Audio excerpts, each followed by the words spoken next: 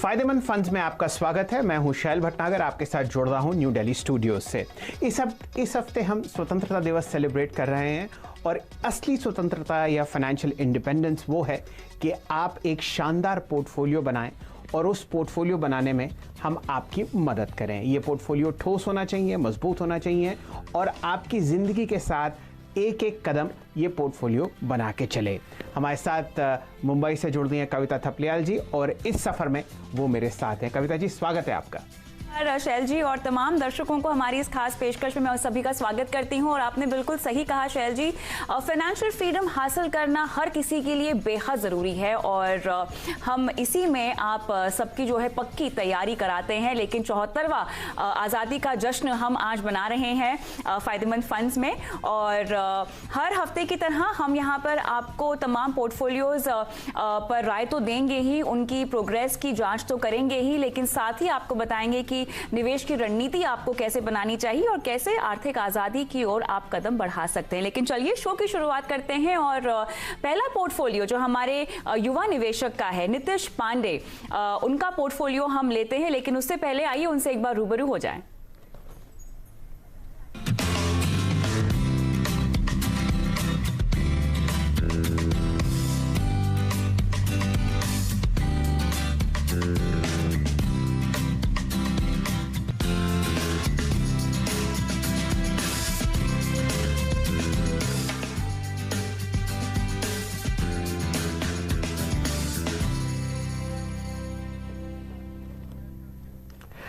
तो कविता जी, जो दर्शक हमारे साथ थोड़े लंबे समय से जुड़े हैं वो जानते ही हैं कि पांडे साहब सिर्फ और सिर्फ 25 साल की उम्र के हैं, लेकिन वो बहुत ही सजग हैं अपने पोर्टफोलियो और अपने रिटायरमेंट पोर्टफोलियो के लिए। तो उनको हम लोगों ने 4 फंड्स सजेस्ट किए थे। उनका परफॉर्मेंस आपके सामने है। क्योंकि उम्र उनकी कम है तो हम लोगों ने 100% इक्विटी पोर्टफोलियो उनके लिए बनाया है, यूटीआई इक्विटी फंड। 4 उस पर फंड्स हैं जिसमें नाम है एक्सिस ब्लू चिप फंड का, Motilal Oswal mid cap 30 fund का और साथ ही साथ axis long term equity fund का। इन चारों फंड्स के रिटर्न आप देखिए आपके सामने स्क्रीन पर आएंगे। 1 जनवरी से ये निवेश शुरू हुआ था और पिछले 9 महीनों में इन चारों फंड्स ने जो रिटर्न दिया है वो आपको निफ्टी के रिटर्न से बेहतर आता हुआ दिखेगा। चारों फंड्स बहुत ही शानदार हैं। इंडिविजुअली हम लोगों ने इन फंड्स की चर्चा करी है पिछले शोज में और रिटर्न आपके सामने फिलहाल स्क्रीन पर आता हुआ दिखेगा आपको। कविता जी, आप कुछ बता रही थी इस रिटर्न्स के बारे में।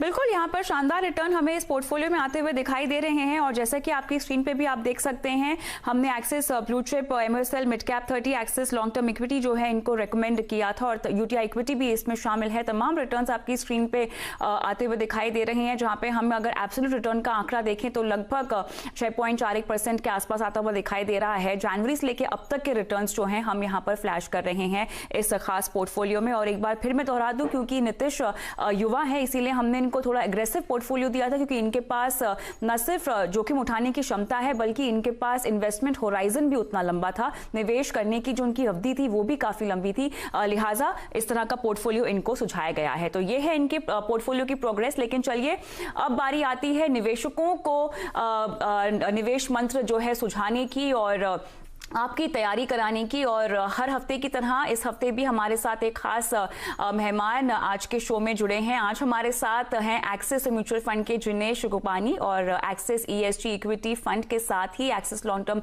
इक्विटी फंड को भी ये मैनेज करते हैं। स्वागत है जिनेश जी आपका। आज़ादी का जश्न हम मना रहे हैं फायदेमंद फंड्स में और इस खास पेशकश में अपना समय हमें देने के लिए आपका बहुत बहुत शुक्रिया। शुरुआत में करना चाहूंगी एक्सिस ईएसजी से और बाकी बाजार से जुड़े सवाल भी हम लेंगे आगे चलकर, लेकिन क्योंकि एक्सिस ईएसजी की हम बात कर रहे हैं और लगातार हमने अपने पोर्टफोलियो में भी निवेशकों को ये फंड सुझाया है, ईएसजी एज अ कॉन्सेप्ट मौजूदा माहौल में अगर मुझे समझना हो जिनेश जी, जहां पर हम लॉकडाउन कोरोना वायरस की स्थिति देख रहे हैं, लोगों की इनकम पर एक तरह से मार पड़ी है, म्यूचुअल फंड का जो डेटा आया है, ट्रेंड्स हमें दिखा रहे हैं कि यहां पर इन्फ्लोज में कमी आई है, इस तरह के माहौल में ईएसजी जैसा कॉन्सेप्ट कितना सस्टेनेबल आपको दिखाई देता है जब लोग लिक्विडिटी को ज्यादा प्रेफर कर रहे हैं और अगर निवेश किसी को करना भी हो तो वो ज्यादा ब्रॉडर थीम जैसे कि मल्टी कैप फंड्स को रेकमेंड कर रहे हैं। ऐसे में ईएसजी इक्विटी फंड कैसे मुनाफा देने के लायक है, कैसे जितनी भी उनको निवेश को लेके परेशानियां, दिक्कतें हैं, असमंजस में है, वो दूर कर सकता है इस तरह का फंड?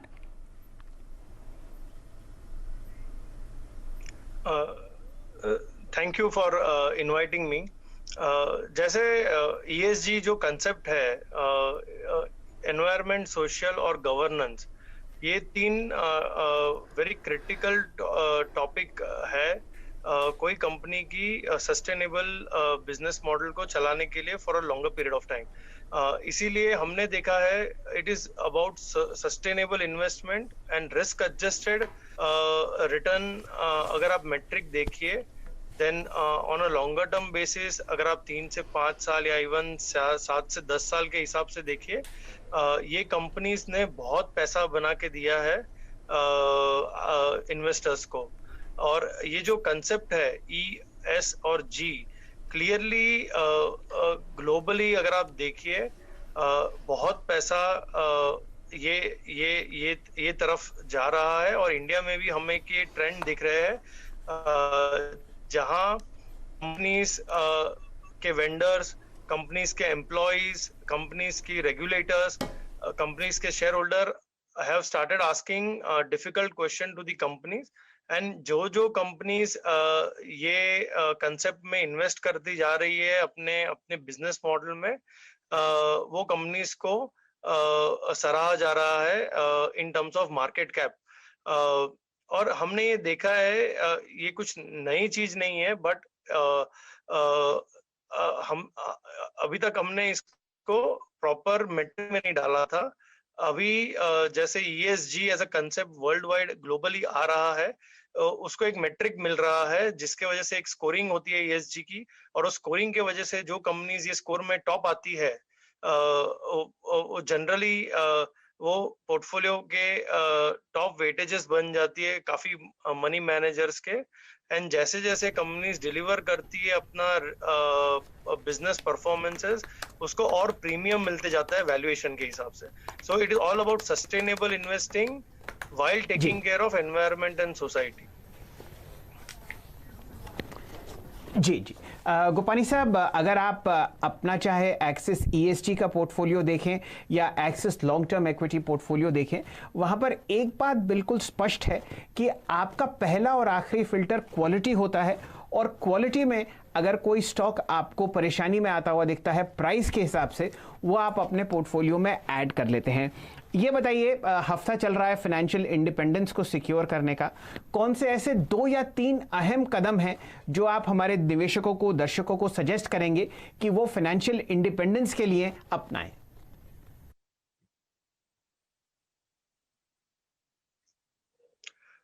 नहीं सी, जैसे आपने बताया क्वालिटी के बहुत एस्पेक्ट्स होते हैं।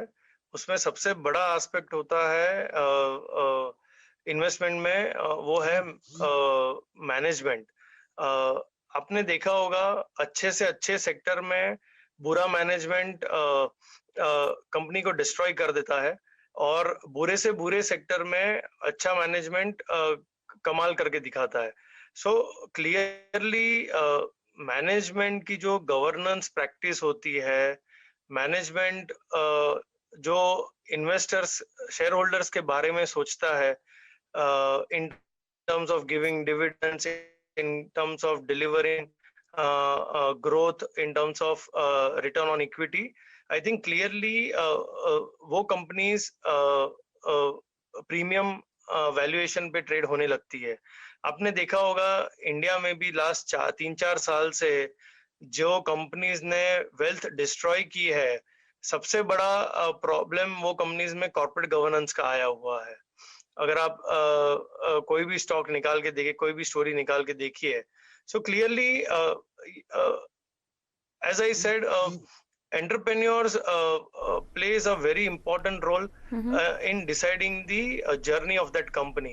कोई शॉर्टकट करके बिजनेस मॉडल खड़ा करता है, कोई लॉन्ग टर्म सोच समझ के बिजनेस मॉडल खड़ा करता है, और जो लॉन्ग टर्म खड़ा करता है वो उनकी बिजनेस प्रैक्टिसेस भी अच्छी होती है, ये हमने देखा है। सो बेसिकली क्वालिटी जिसके बहुत एस्पेक्ट है, not only financial aspect, but जो क्वालिटेटिव एस्पेक्ट होते हैं क्वालिटी के, is all about management, pedigree of the management to understand the business model, pedigree of the management to understand the business cycles of that sector, और कैसे company को बढ़ाते जाए। बिल्कुल। तो इसी सवाल पे आगे बढ़ते हुए जुनेश जी, क्योंकि आपके पोर्टफोलियो में हम देख रहे हैं अंतर्राष्ट्रीय कंपनियां भी है, तो जो भी आपने पैरामीटर्स यहाँ पर अभी गिनवाए हैं, भारतीय कंपनियों पे तो ये लागू होते ही हैं। क्या यही सब चीजों पर आप फोकस करते हैं जब आप विदेशी कंपनी को चुनते हैं अपने पोर्टफोलियो में?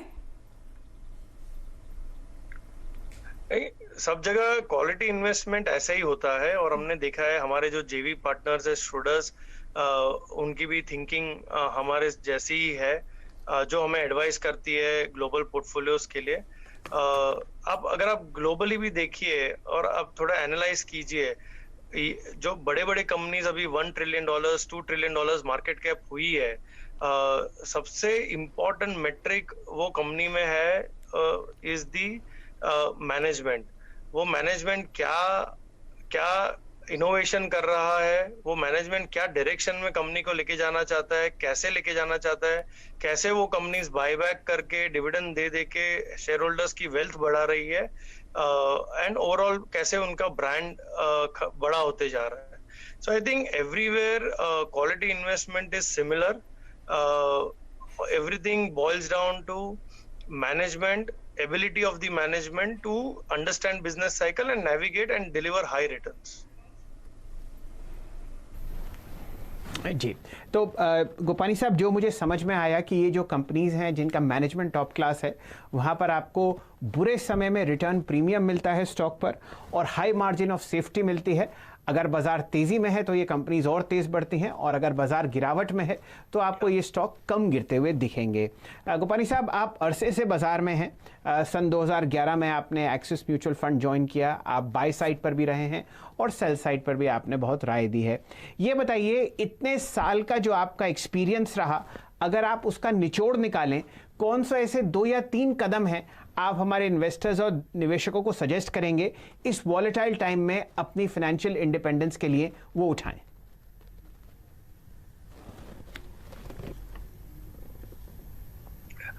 सबसे पहले don't go by news flows, invest long term. अगर आपको सस्टेनेबल रिटर्न्स चाहिए, टैक्स फ्री रिटर्न्स चाहिए, don't take shortcuts to make money. आपको 10 आइडियाज आएंगे दिन के कि आज ये चल जाए, आज वो चल जाएगा। Please don't get into that trap. Long term investment ही जरूरी है अगर आपको कंपाउंडिंग रिटर्न्स चाहिए। मैंने देखा है कि काफी जगह पे कंपाउंडिंग का मतलब पब्लिक नहीं समझ सकती है, लेकिन जो कंपाउंडिंग की स्टोरी होती है वो आपको 5 साल 10 साल के बाद ही पता चलेगी how your wealth gets created. So first and foremost, don't take short term in the market, invest with a long term view. आप डायरेक्टली कर रहे हो या म्यूचुअल फंड के कर रहे हो, लुक ओनली टू कंपनीज या फंड जिनकी ओरिएंटेशन लॉन्ग टर्म होती है। गोपानी जी, यहाँ पर हमें ये समझना है, क्योंकि एक्सेस लॉन्ग टर्म इक्विटी की बात करें या ESG की बात करें, फंड का कार्यभार आप संभाल रहे हैं, तो ऐसे में अब अमूमन आपकी जो रणनीति होती है वो सेक्टर्स के लीडर्स को चुनने की होती है, लेकिन अब किन सेक्टर्स पर आपका फोकस है, किन सेक्टर्स को आपने चुना है, और इस चुनाव के बलबूते पर आप इकोनॉमी की किस तरह की सेहत की तस्वीर जो है वो देख रहे हैं और दर्शा रहे हैं?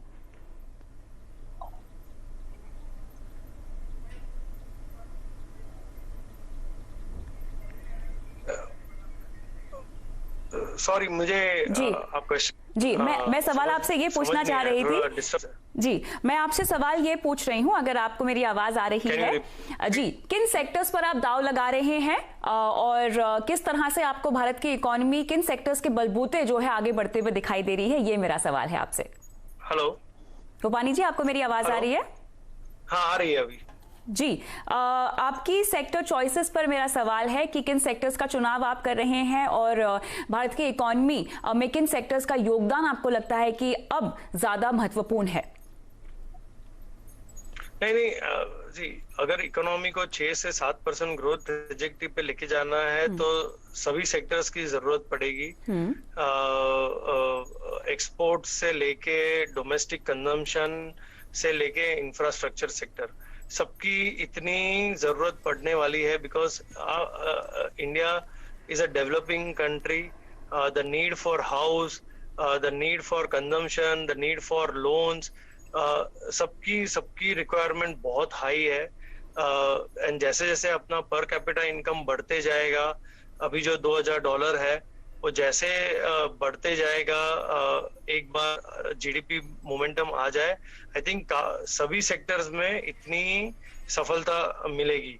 रियल एस्टेट की भी इतनी डिमांड होगी हाउसिंग के लिए, रोड्स, ब्रिजेस, मेट्रोज, सबकी जरूरत है given our density of population. Pharma, health care की बहुत जरूरत है, जैसे आपने देखा कोविड के टाइम क्या हुआ। टेक्नोलॉजी जो एक्सपोर्ट ओरिएंटेड सेक्टर है, उसकी भी इतनी जरूरत पड़ने वाली है। If you want to have higher in banking की जरूरत होने वाली है, बिकॉज अगर आपको 6% जीडीपी ग्रोथ चाहिए तो आपको 2x इंडस्ट्री क्रेडिट ग्रोथ चाहिए। जी गोपानी साहब, एक प्रश्न एक प्रश्न आपसे पूछना था सेक्टोरल एलोकेशन पर। आपने बहुत सही तरीके से समझाया कि किस हिसाब से पर कैपिटा ग्रोथ होगी तो आपको बैंकिंग में ध्यान देना पड़ेगा। मेरा प्रश्न ये था कि अगर आप ओवरऑल अपना आपके फंड्स का पोर्टफोलियो देखें, खासकर ESG का और लॉन्ग टर्म इक्विटी का, यहाँ पर स्पेशलिटी केमिकल्स और फार्मा स्पेस में ज़्यादा निवेश नहीं है। जिस हिसाब से आप बाजार में फिलहाल रुझान देख रहे हैं इन दो सेक्टर्स पर, क्या आप इस स्पेस की तरफ ध्यान देंगे, या यहाँ पर जो आपको मूवमेंट दिख रहा है वो आपकी पसंद का नहीं है स्टॉक प्राइसेस में? नहीं, ऐसा नहीं है कि we also have some stocks in long term equity. ESG में क्या होता है, जैसे हम ESG की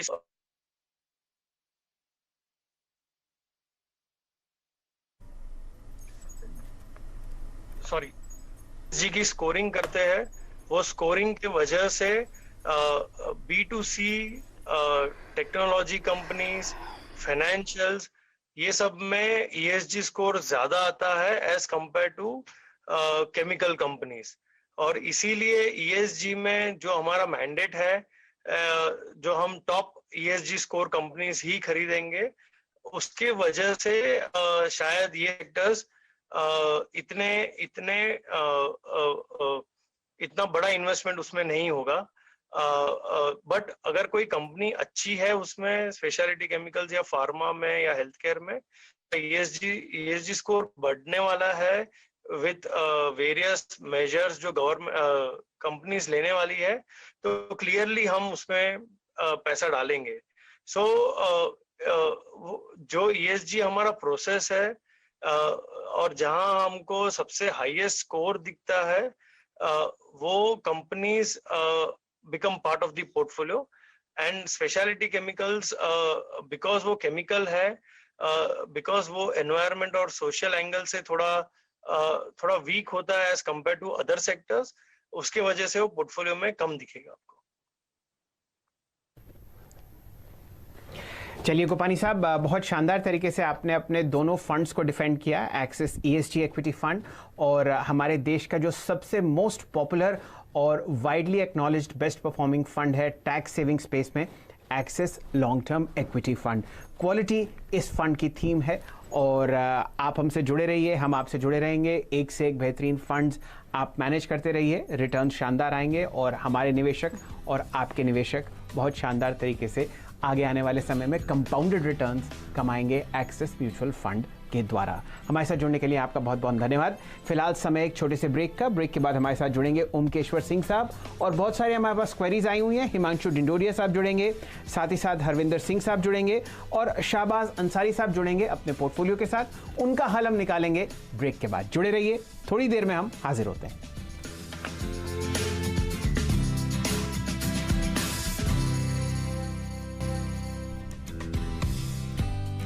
ऑलराइट, वेलकम बैक। आप देख रहे हैं फायदेमंद फंड्स और अब बारी आती है आपके सवाल लेने की और हमारे साथ अब आपके तमाम सवालों के जवाब देने के लिए जुड़ गए हैं रैंक एमएफ के ओमकेश्वर सिंह जी। स्वागत है आपका फायदेमंद फंड्स में।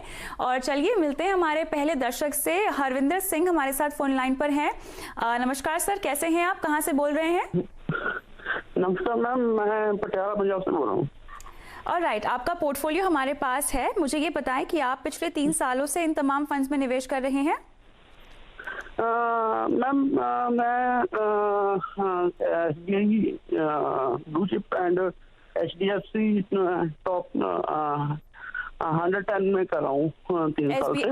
SBI blue chip HDFC top 100 है आपके पोर्टफोलियो में। ठीक है, आप जो निवेश कर रहे हैं वो किस उद्देश्य के लिए है? मैम मैंने अपने फ्यूचर के लिए छोटी बहुत प्लानिंग के लिए रिटायरमेंट के हिसाब से कोई खास कॉर्पस जो कि आप इकट्ठा करना चाहते हैं इस निवेश से? कॉर्पस तो मैम इसीलिए कि मैं थोड़ा अपने बच्चों के लिए स्टडी के लिए एंड उसके। चलिए ओमकेश्वर जी, गोल्स हमारे सामने है लेकिन उसको कोई राशि नहीं दी है। अब ऐसे में मेरा सवाल सबसे पहले आपको फंड सिलेक्शन पर है। पिछले 3 साल से SBI ब्लू चिप में, HDFC टॉप 100 में ये निवेश कर रहे हैं। निप्पॉन स्मॉल कैप भी है इनके पोर्टफोलियो में। क्या और बढ़ावा देना चाहिए इन्हें अपने पोर्टफोलियो में किसी और कैटेगरी को, या बदलाव आप रेकमेंड करेंगे? जी कविता जी, तो कुछ बदलाव रेकमेंड करेंगे। जो लार्ज कैप है ब्लू चिप, उसमें UTI मास्टर शेयर बेटर है। उसी तरीके से HDFC टॉप 100 के लिए axis blue chip much better है। और स्मॉल कैप के जगह ये एक्सिस ESG फंड जिसको हम लोगों ने अभी डिस्कस किया वो लेंगे तो वो भी काफी बेटर है। तो ये सब ये फंड ऐसे हैं जो इनको लेंगे तो अच्छा होगा। तो अभी फिलहाल ये करीब 7,000 का कर रहे हैं, तो स्लोली एंड स्टडीली अगर 10-15% अगर हर साल ये बढ़ाते जाएंगे तो एक अच्छा कॉर्पस क्रिएट कर लेंगे अपने बच्चों के लिए। उसके उनका जो सवाल था कि मोतीलाल ओसवाल S&P 500 कैसा है, तो वो एक अच्छा फंड है, उसमें वो कर सकते हैं। इंडेक्स फंड बहुत अच्छा है। और मल्टी कैप में या मिड कैप में जो उनका ऑप्शन था उससे में मल्टी कैप बेटर ऑप्शन है, तो उसमें वो इक्विटी फंड में ले सकते हैं। चलिए, ये राय आपको मिल रही है हरदेवेंद्र जी। अगर आप हमारा ट्विटर हैंडल ट्रैक करते रहेंगे तो ये जो राय ओमकेश्वर सिंह साहब ने आपको दी है वो आपको आपके नाम से जुड़ी हुई मिलेगी, CNBC आवाज़ कविता थापलियाल जी का। और अगर आप मेरा भी ट्विटर हैंडल देखेंगे तो आपको ये राय मिलती हुई दिखेगी। गुलाम मोहिद्दीन साहब हमारे साथ जम्मू कश्मीर से जुड़े हुए हैं और वो एक बहुत ही सिंपल उनकी क्वेरी है। मोहिद्दीन साहब नमस्कार, आपका स्वागत है फ़ायदेमंद फंड्स पर। आपने SBI म्यूचुअल फंड में निवेश किया है और अब आप अपना पोर्टफोलियो बढ़ाना चाहते हैं। बताइए क्या क्या ऐड करना चाहते हैं, तो ओमकेश्वर जी आपको राय देंगे। एक तो मैं गोल्ड ETF और एक मल्टी कैप फंड और एक फंड जो फॉरेन जो ग्लोबली होता है, जिनकी ग्लोबली इन्वेस्टमेंट होती है, उनके बारे में जानना चाहता हूँ। मुझे 3 फंड सजेस्ट कीजिए आप।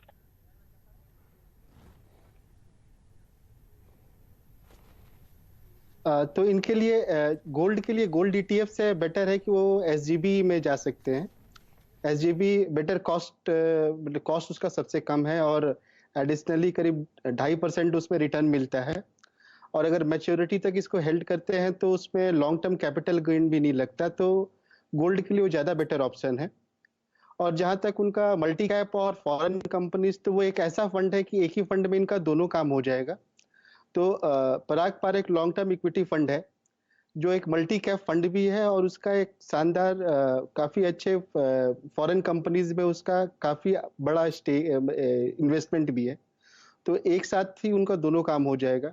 तो SGB और PPFS लॉन्ग टर्म इक्विटी में करेंगे तो उनका जो चाहते हैं वो हो जाएगा। चलिए, तो फिलहाल आपके लिए मोहिद्दीन साहब 2 राय दी गई हैं।